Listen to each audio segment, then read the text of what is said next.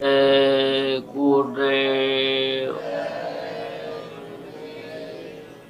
जय गुरुदेव नाम किसका, जय गुरुदेव नाम किसका, प्रभु का पावन नाम, प्रभु का पावन नाम। जय गुरुदेव। अब आप ये समझो कि सोना के लिए दौड़ते हो और सोना मिलेगा भी तो 10-5 कुंटल सोना मिल जाएगा। जिंदगी भर कमाओगे तो 2-4 टन सोना मिल जाएगा, इससे ज्यादा नहीं मिल पाएगा। लेकिन आपको सोना बनाने वाला पारसमढ़ पत्थर मिल जाए तो जहां भी आप लोहा को लगाओगे वही सोना हो जाएगा।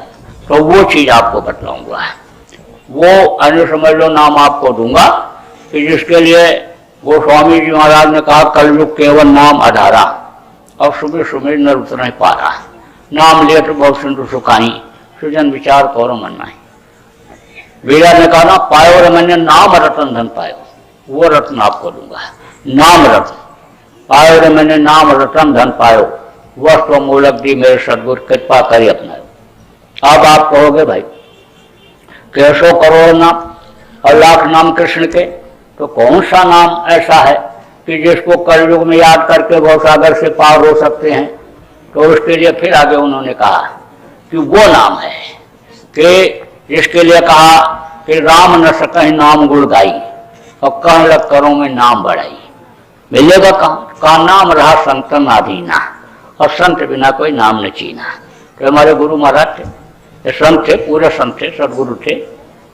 इन्होंने आज समझ लो कि बहुत लोगों को नामदान दिया।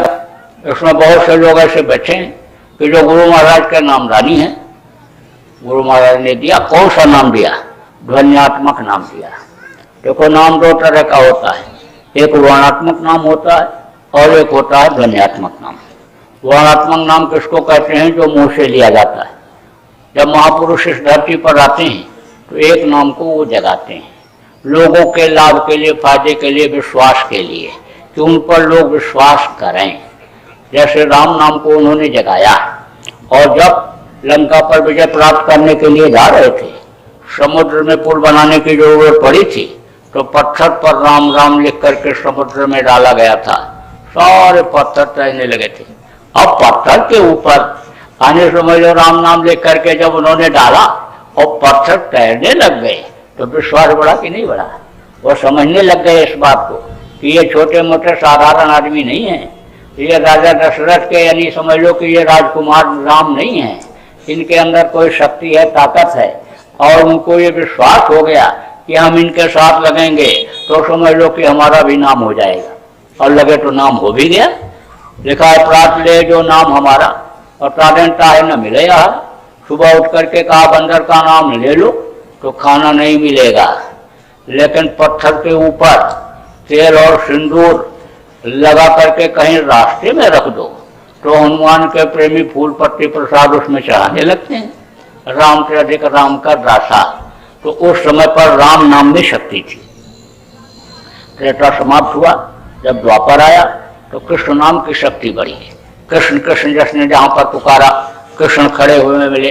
द्रौपदी को उबारा, ग्राह को तमाम ऐसे उदाहरण मिल रहे हैं। तो आप समझ लो कृष्ण नाम में शक्ति द्वापर में। सतयुग में गुरु नाम में शक्ति थी और गुरु की पूजा होती थी। गुरु नाम से लोगों को फायदा होता था। उसी गुरु नाम को हमारे गुरु महाराज ने जगाया। गुरु के पहले जय लगाया, जा माने जयमान, जयमान माने जो हमेशा रहे। तो हमेशा इस धरती पर गुरु रहते हैं। गुरुबिंद भाव नित्यारे ने कोई जो वीरेंद्र शंकर समोई उन्होंने कहा बगैर गुरु के एक कदम कोई आगे नहीं बढ़ सकता है, गुरु हमेशा रहे। तो गुरु के पहले जय लगाया और देव माने देने वाला। जो सच्चे गुरु समझ गुरु होते देते ही लेते नहीं। वो तो आने समझ लो आप कहते हो कि बलि चढ़ाएंगे और समझ लो अरे हमारा महत्व बढ़ा देंगे, हमारी आमदनी अन्य ज्यादा करा देंगे, तो अन्य आप समझ लो कि मूर्तियां बनवा देते बहुत से लोग। हमने देखा है दक्षिण में और ऊंची ऊंची मूर्ति किसकी? अन्य देवताओं की।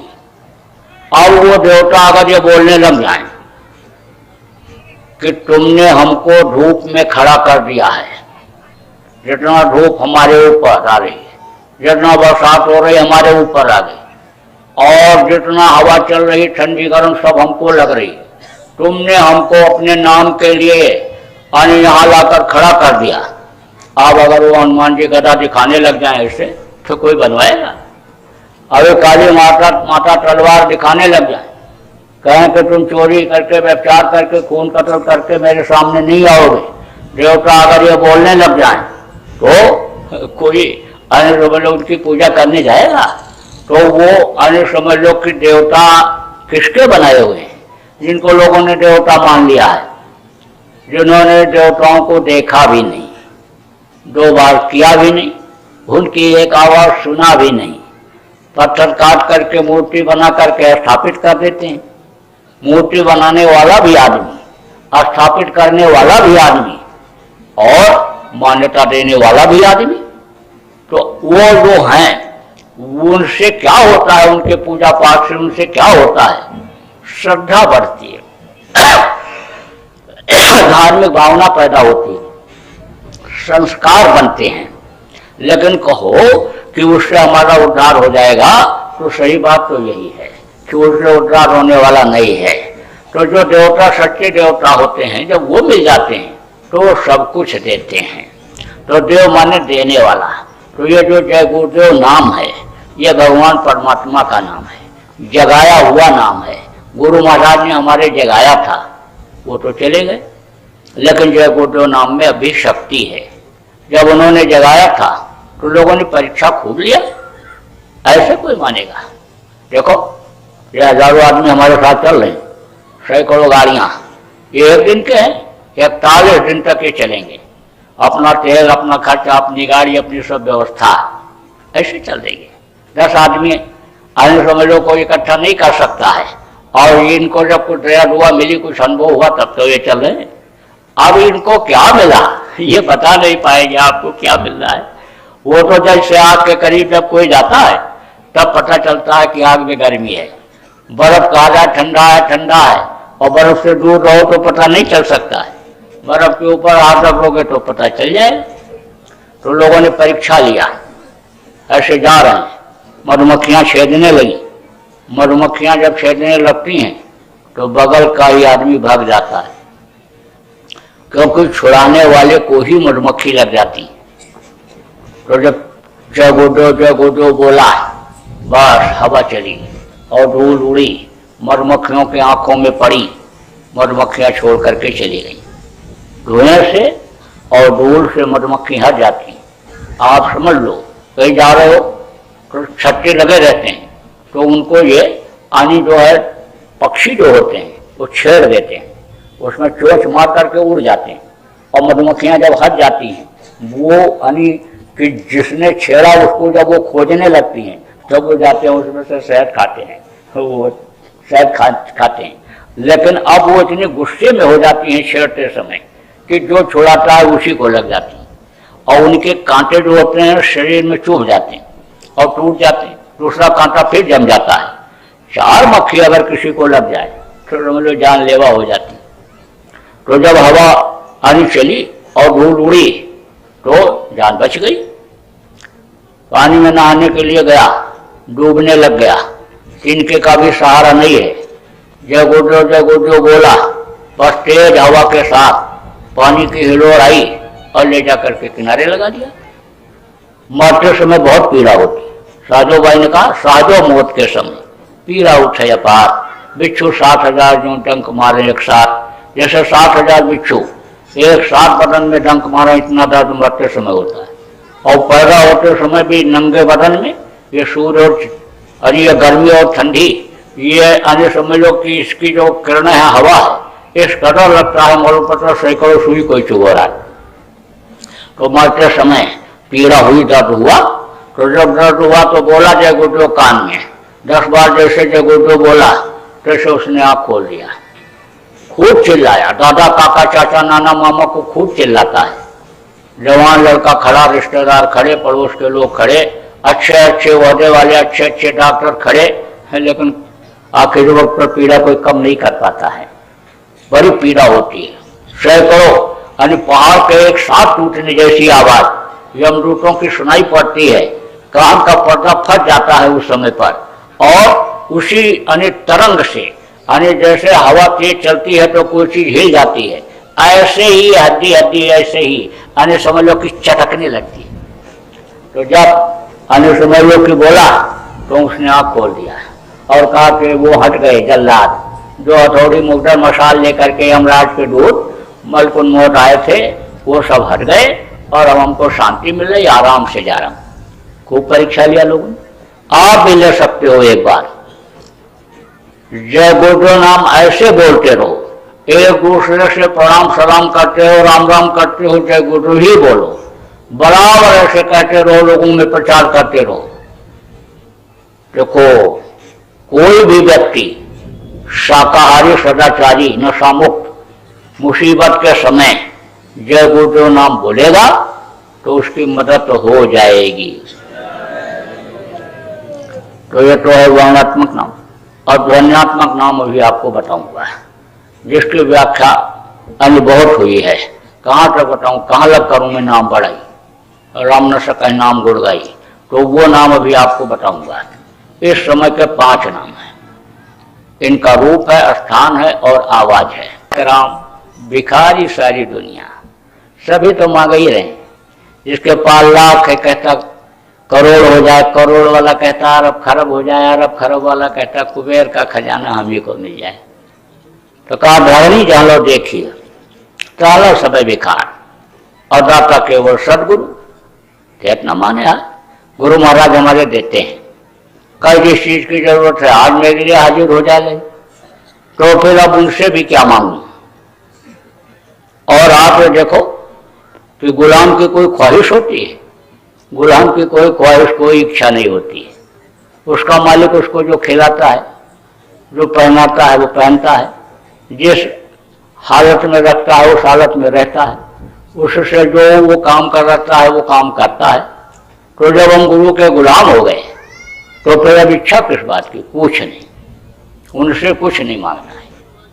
अब ये जरूर है कि आप लोग आए हो और बातों को सुन रहे हो, और आप हमको देख रहे हो, हम आपको देख रहे हैं, तो आपसे प्रेम हो रहा है।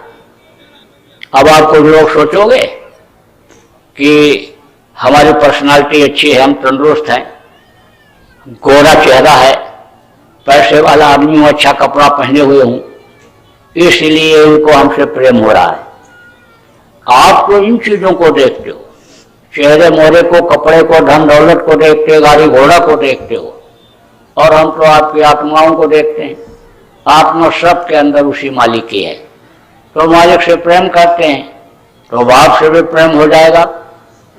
आप अपने दोस्त के यहाँ जाओ तो दोस्त के यहाँ प्रेम में ही तो जाते हो, तो उसके जो बच्चे होते हैं उससे भी प्रेम करने लगते हो, उसके भी गाल को ऐसे दबा देते हो, हाथ फेर देते हो। कुछ खाने पीने को आता है तो उसमें पहले उसको देते हो, और कुछ बहुत से लोग ले भी जाते हैं कि चलो उनके बच्चों के लिए ले चलेंगे। तो भाई जब मालिक को मैं जानता मानता हूं तो उनके जब आप बंदे हो तो आपसे भी मेरा प्रेम हो रहा है। अब जरूरत पड़ेगी आप लोगों को तो आप लोगों के लिए गुरु महाराज से मांग लूंगा, अपने लिए नहीं मांगना है। अब आप ये समझो। लेकिन आप कहोगे भाई इतनी दूर से आए हैं और हमको नामदान दे रहे हैं तो हमको कुछ देना चाहिए दक्षिणा में, तो दे भी सकते हो। अब देना क्या है आपको, आप अपनी बुराइयों को यहीं छोड़ जाओ, बुरे कर्म मत करना। अभी तक जो आपने मांस खाया, मछली खाया, अंडा खाया, शराब पिया, ताड़ी अफीम का सेवन किया, आप मत करना। जैसा मैंने बताया कि वो मांस खून को बेमेल कर देता है, रोग हो जाता है, और खून ही जब गड़बड़ होता, बुद्धि काम नहीं करती है, तो माँ बहन बहू बेटी की पहचान आंखों से खत्म हो जाती है। देखो कितना विद्वान और बलवान था, इतना जानकार था रावण, कहता था जमीन से लेकर के स्वर्ग तक सीढ़ी लगा दूंगा, और सीढ़ी पर चढ़ करके लोग स्वर्ग पहुंच जाएंगे। लेकिन मांस खाता था, शराब पीता था, वह बुद्धि खराब होती थी, दूसरे की माँ बहन को गलत नजर देखने लगता था, और उसी ने सारी उसकी विद्या बुद्धि सब खत्म कर दी, सर्वनाश कर दिया।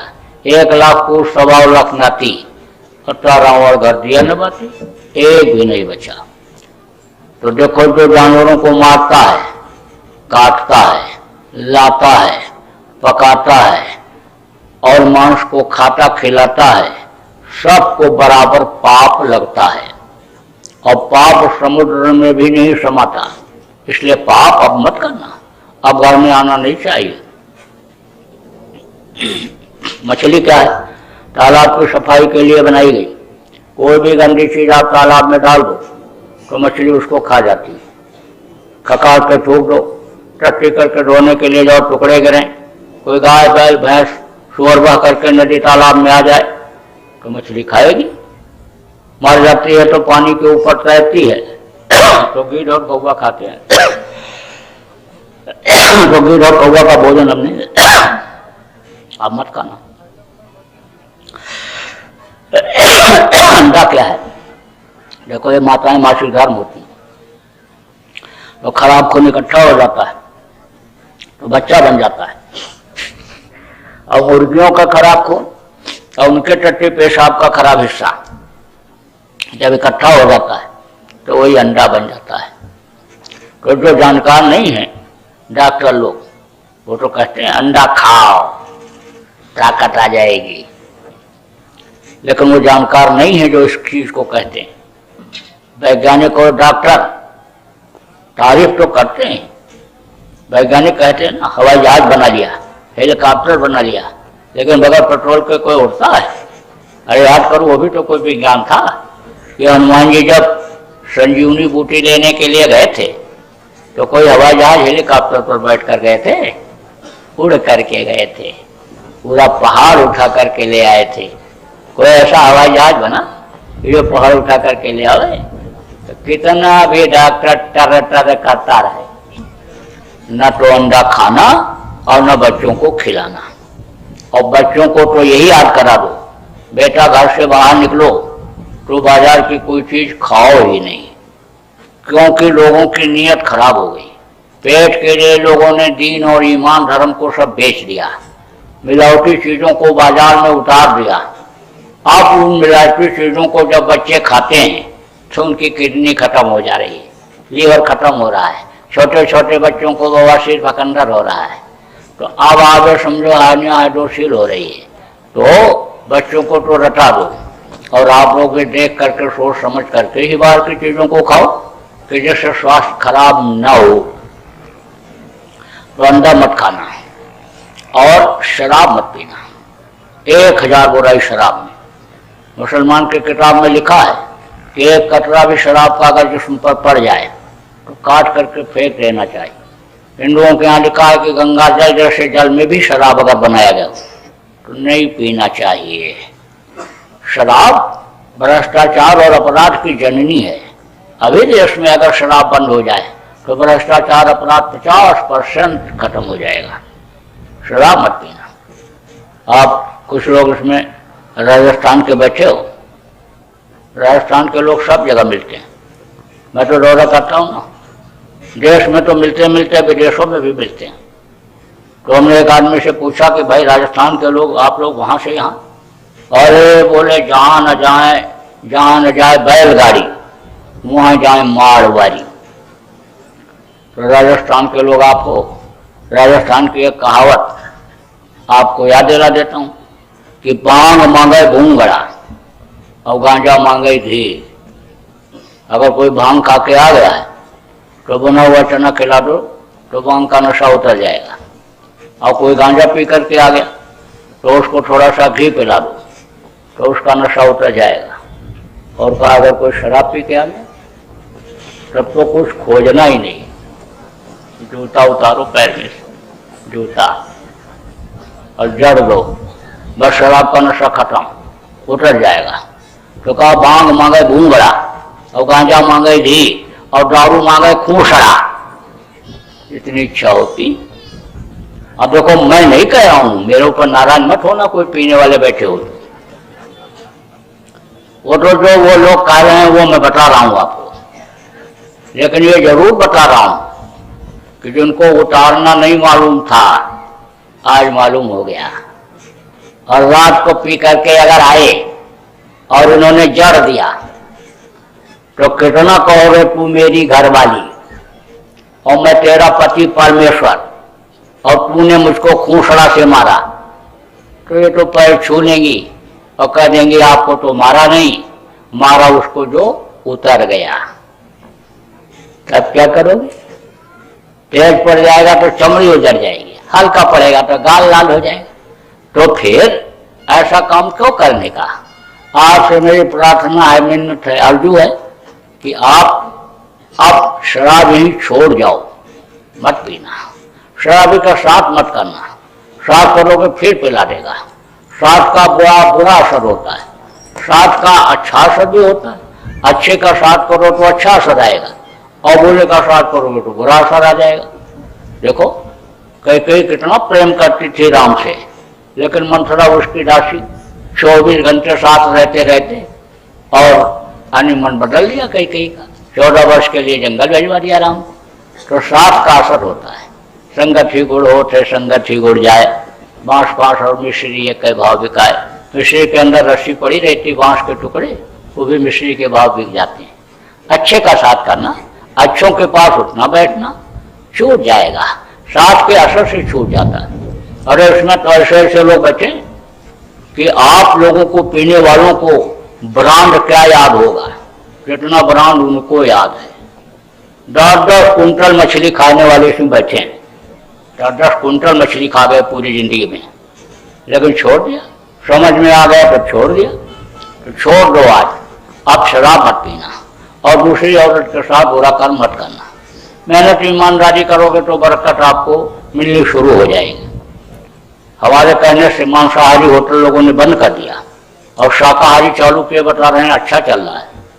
ऐसे कहा कि मालूम नहीं था अंडा क्या चीज होती है और इसमें जीव होता है और इसको बेचने खिलाने से भी पाप लगता है, फेंक दिया ट्रे और दूसरा धंधा शुरू कर लिया, कह रहा कि इसमें अच्छी आमदनी हो रही है। तरीका होता है, हमारे पास तो वो तरीका है कि हम बता दें और ये कमाए और 10 खाएं, तो तरीका है, तरीका होता है।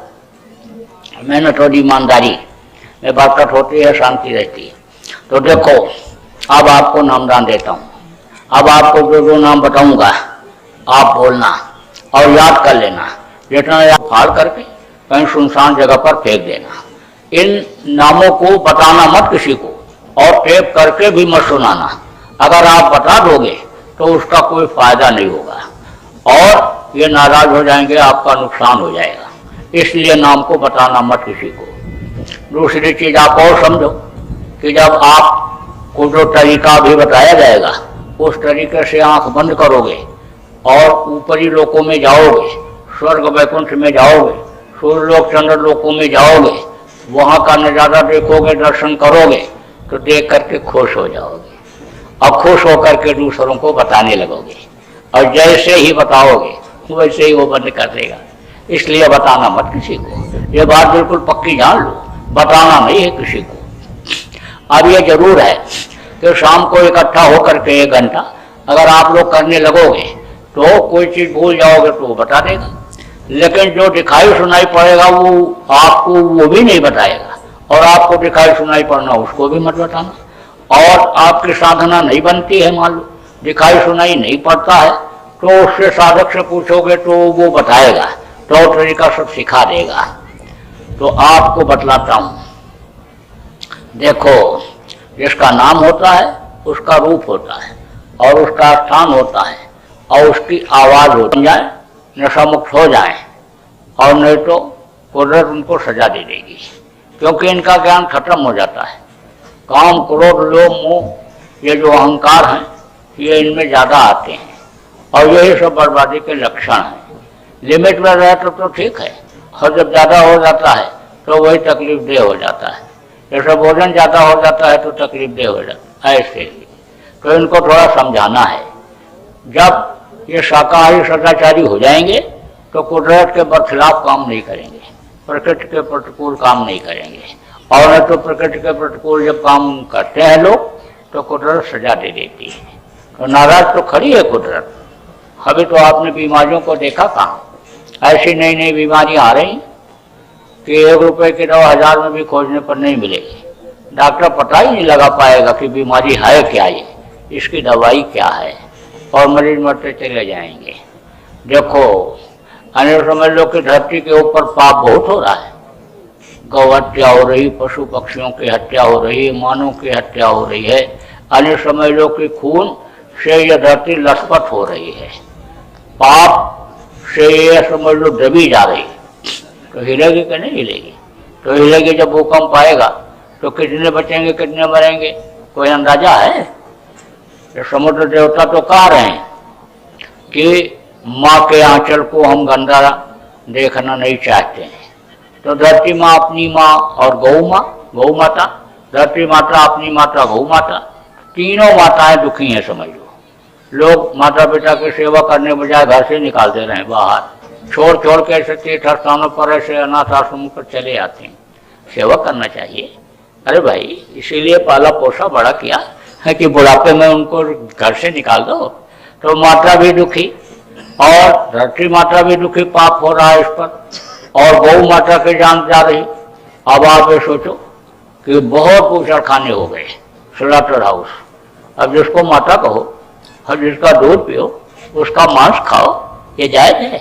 सजा मिलेगी, उधर सजा देगी। अब आप ये समझ लो कि ये जो आगजनी है ये बहुत बढ़ेगी, जगह जगह अग्नि प्रकट हो जाएंगे। एक एक साथ दो देवता सजा देने के लिए तैयार। आग भी लग गई और पवन देवता ने उसको तूल दे दिया, तेज हवा भी चलने लगी, कौन बचा पाएगा? समुद्र देवता ने भेज दिया इधर पानी, लहर भेजा, और उधर हवा ने उसको तेजी दे दिया पवन देवता ने। तो कहाँ तक वो तूफान जाएगा, उसका कोई ठिकाना है? तो अब आगे समझ लो कुल मिला करके समय खराब है। अब उस समय से बचना है और लोगों को बचाना भी है। तो आप ये समझो कि धार्मिक ग्रंथों में कई जगह लिखा हुआ मिलता है। लिंग पुराण के 40वें अध्याय में, और आप समझ लो जगन्नाथ दास की उड़िया किताब में और सूर सागर में लिखा हुआ मिलता है कि सतयुग आएगा कलयुग में। हमारे गुरु महाराज बराबर कहते रहे कि कलयुग में कलयुग जाएगा, कलयुग में सतयुग आएगा। हमें समझ लो कलयुग यानी खत्म नहीं हो रहा है, लेकिन उसके बीच में ही सतयुग आएगा। अब समय नहीं तो मैं बता देता कैसे ये गया था, कैसे वो आएगा, लेकिन आएगा। तो आप सतयुग के योग अगर लोग नहीं बनेंगे है तो कलयुग उसको ले जाएगा कि नहीं? क्योंकि एक कुर्सी पर 2 राजा नहीं बैठ सकते, यानी एक गद्दी पर 2 राजा नहीं बैठ सकते। तो कलयुग हटेगा तो सतयुग बचेगा, तो सतयुग पड़ेगा जबरदस्त है। तो कलयुग जब जाएगा तो इनको ले जाएगा, बहुत से लोगों को रगड़ता हुआ। तो अकाल मृत्यु में मरेंगे। अकाल मृत्यु किसको कहते हैं? उम्र पूरी किए बगैर जब मर जाता है उसको अकाल मृत्यु कहते हैं। तो अकाल मृत्यु में प्रेत योनि में जाता है।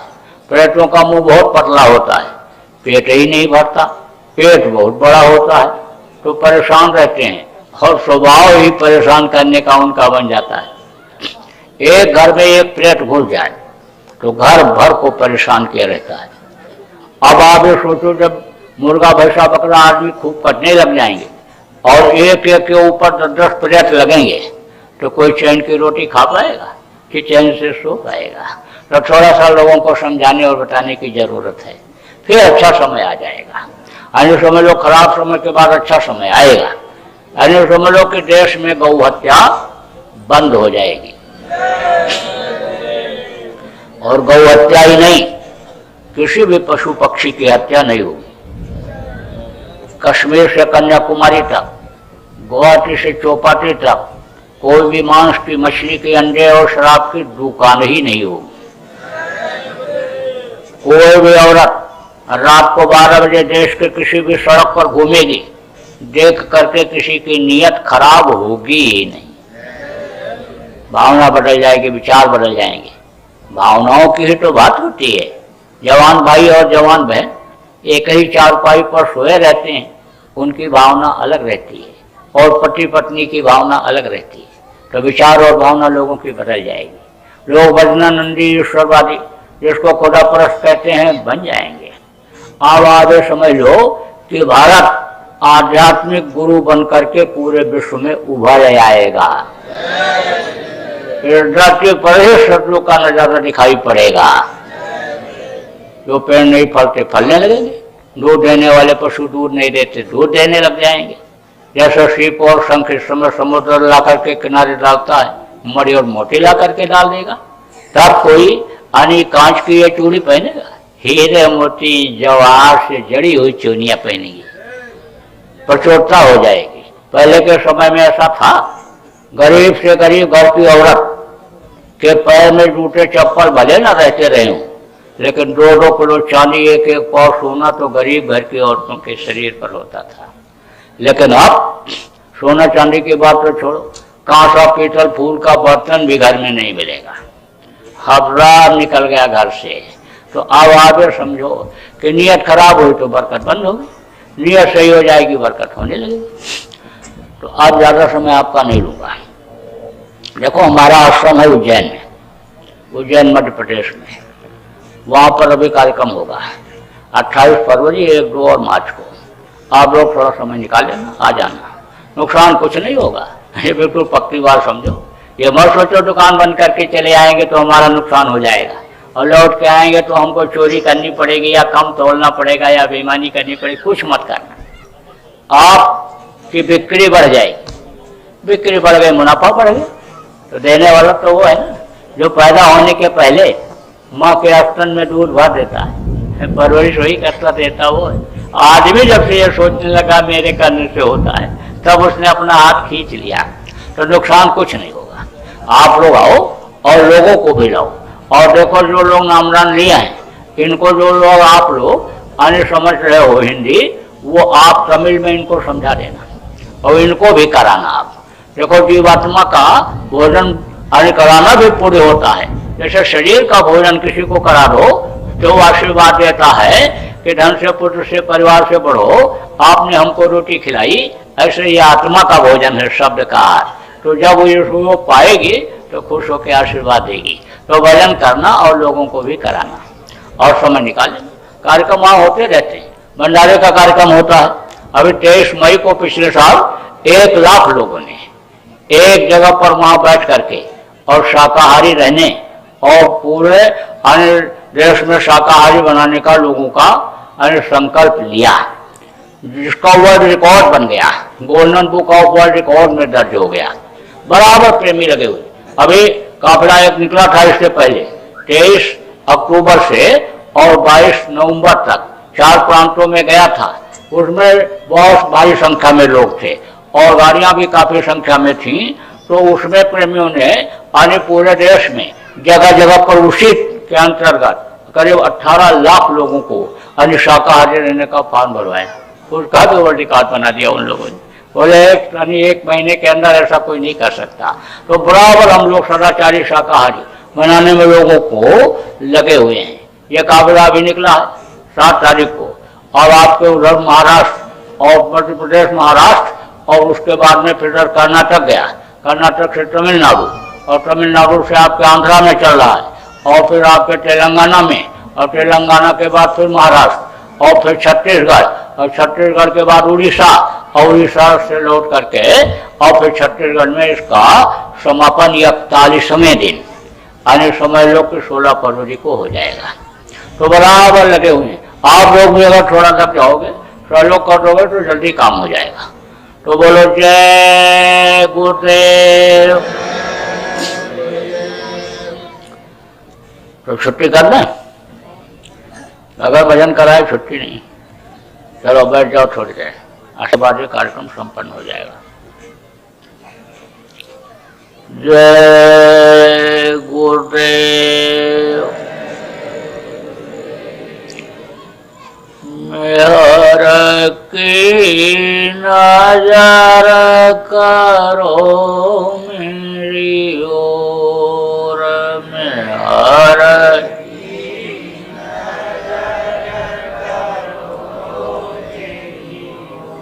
दया की नजर करो मेरी ओर, दया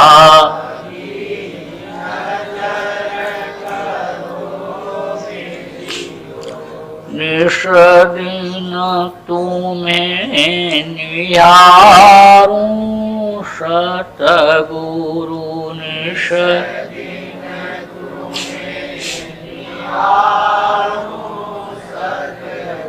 जैसे चंद्र चकोर,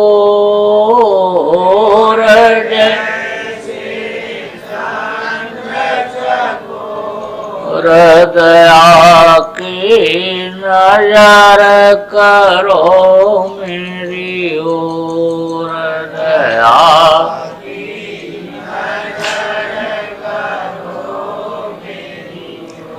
जानू न कौन भूलहु तन से,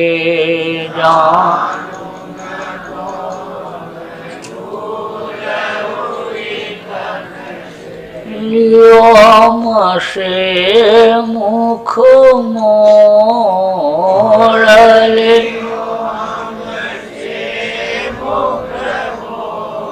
दया की नजर करो मेरी ओर, दया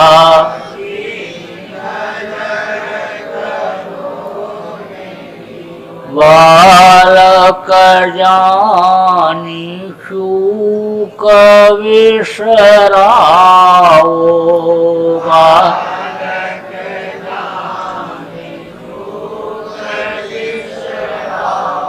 आया शरण अब मैं तो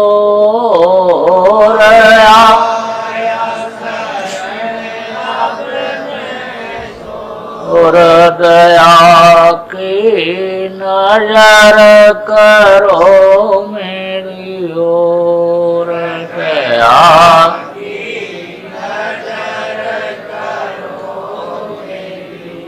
सदा दयालु स्वभाव तुम्हारा, सदा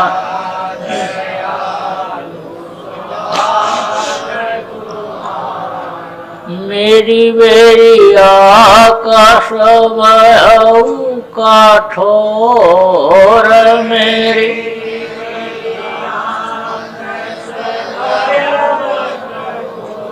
दया की नजर करो मेरी ओर, दया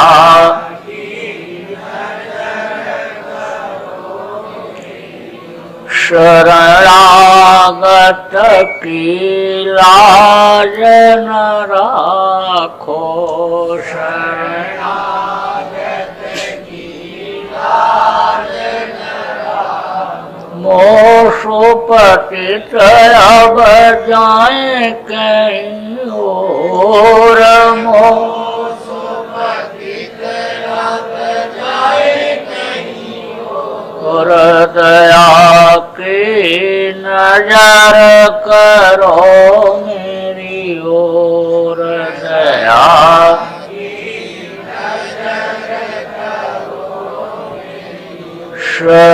शरणागत की लाज न राखो,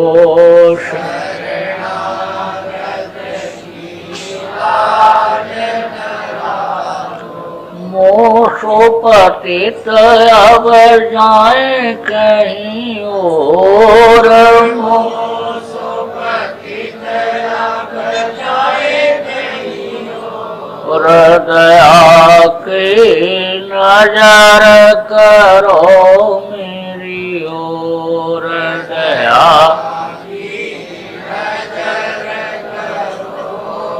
अब की बार उबार ले जोया,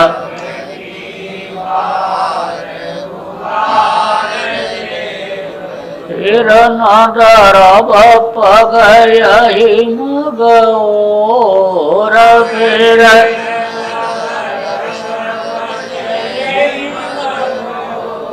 दया की नजर करो मेरी ओर, दया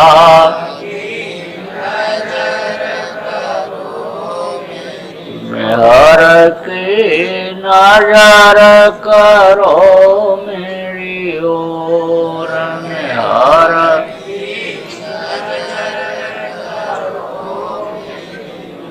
जय गुरुदेव। आपने हमको इतना समय दिया, हम आपके आभारी हैं। प्रचारकों के, व्यवस्थापक के, जिन लोगों ने अच्छे काम के लिए जगह दिया, उनके, जिन्होंने अधिकारी, कर्मचारी और प्रबुद्ध नागरिकों ने इस कार्यक्रम के संपन्न होने में मदद किया, हम सबके आभारी हैं। देश प्रेम बनाए रखना। देश की संपत्ति आपकी अपनी संपत्ति है। अकाल, तोड़ फोड़, आंदोलन, धरना, घेराव, हिंसा, हत्या से आने दूर रहना और शाकाहारी का प्रचार करना, शाकाहारी रहना, भजन ध्यान सुमरन सब लोग करते रहना और दर्शन देते लेते रहना। बोलो जय गुरुदेव।